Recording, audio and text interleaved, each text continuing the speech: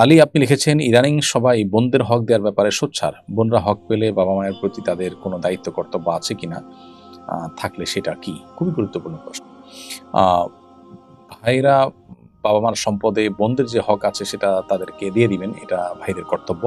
এটা যেমন উচিত, ঠিক একইভাবে এও পরিষ্কার হওয়া উচিত যে কোনো সন্তান, তিনি ছেলে হন কিংবা মেয়ে, বাবা মায়ের ভরণ পোষণ দেওয়ার যদি প্রয়োজন হয় আর তার যদি সামর্থ্য থাকে, তখন তার উপরে সেটা করা কিন্তু কর্তব্য, সেটা ছেলে হোক অথবা মেয়ে হোক।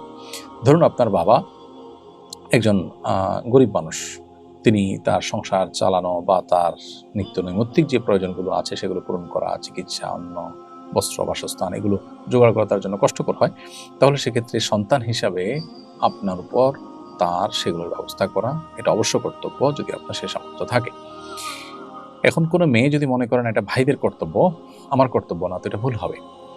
ভাইরা থাকলে ভাইদের উপরে বর্তাবে, বোন থাকলে বোনের উপরে বর্তাবে, যদি বোন সামর্থ্যবান থাকেন। হ্যাঁ, বোনের কোনো সামর্থ্য নাই, বোনের কোনো টাকা নাই, পয়সা নাই, যা ছিল সেটা খরচ হয়ে গেছে বা সেটা অন্যদেরকে দেওয়া হয়ে গেছে, তার নিজস্ব কিছু নাই, তাহলে ভিন্ন কথা। সেটা তো ছেলেদের জন্য প্রযোজ্য, যদি কোনো ছেলের এরকম অ্যাবিলিটি না থাকে। বাট অ্যাবিলিটি যদি থাকে, তো ধরা যাক যে ওই ভদ্রলোকের 2টা ছেলে আছে, একটা মেয়ে আছে, তাহলে 2টা ছেলের জন্য যেমন বাবা মার ভরণ পোষণ দেওয়া কর্তব্য, আনুপাতিক হারে ওই মেয়েটার উপরও বাবা মার ভরণ পোষণ দেওয়া কর্তব্য, যদি তার সে সামর্থ্য থাকে। সাব্বির আহমদ লিখেছেন, প্রবাসে টাকা উপার্জনের উদ্দেশ্যে অধিক সময়ের জন্য চলে গেলে বাবা মা এবং আত্মীয় স্বজনের হক নষ্ট হয় কিনা।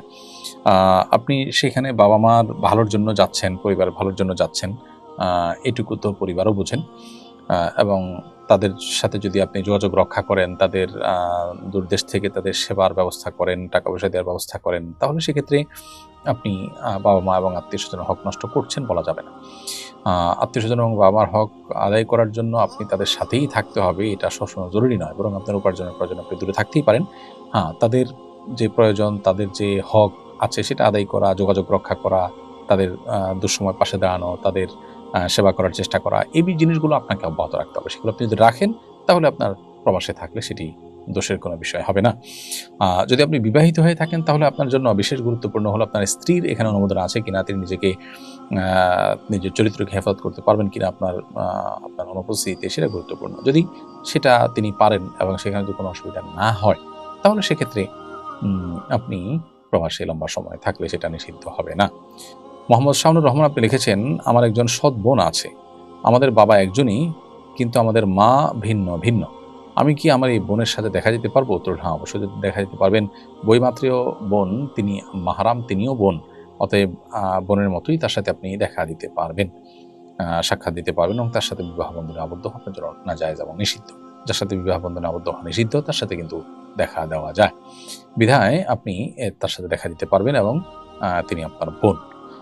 যদিও আপনার একেবারে আপন বোনের মতো তার প্রতি কর্তব্য নাই, কিন্তু বোন হিসাবে, একই বাবার সন্তান হিসাবে আপনারা পরস্পর ভাই বোন এবং পরস্পর প্রতি আপনাদের কর্তব্য রয়েছে। আফিয়া ইসলাম আপনি লিখেছেন, বড় ভাই যদি ছোট ভাই ও ছোট ভাইয়ের বউ বাচ্চার জাকাত দিয়ে দেয়, তাহলে কি তাদের জাকাত আদায় হবে কিনা? উত্তর হলো, জাকাত এমন একটা ইবাদত, যে ইবাদত আসলে একজন আরেকজনের পক্ষ থেকে আদায় করতে পারে, বিধায় বড় ভাই ছোট ভাই এবং তার পরিবারের তরফ থেকে জাকাত আদায় করলে সেটা আদায় হবে। কিন্তু শর্ত হলো, যাদের পক্ষ থেকে আপনি জাকাত আদায় করেছেন তাদেরকে জানাতে হবে, তাদের অনুমতি নিতে হবে। তাদেরকে যদি জানান, ইনফর্ম করেন তাদেরকে, এবং তাদের যদি এই ক্ষেত্রে আপত্তি না থাকে, সেক্ষেত্রে এটি আদায় হবে। তাদেরকে জানালেন না, চুপচাপে শুধু দিয়ে দিলেন, তাহলে তাদের জাকাত আদায় হবে না।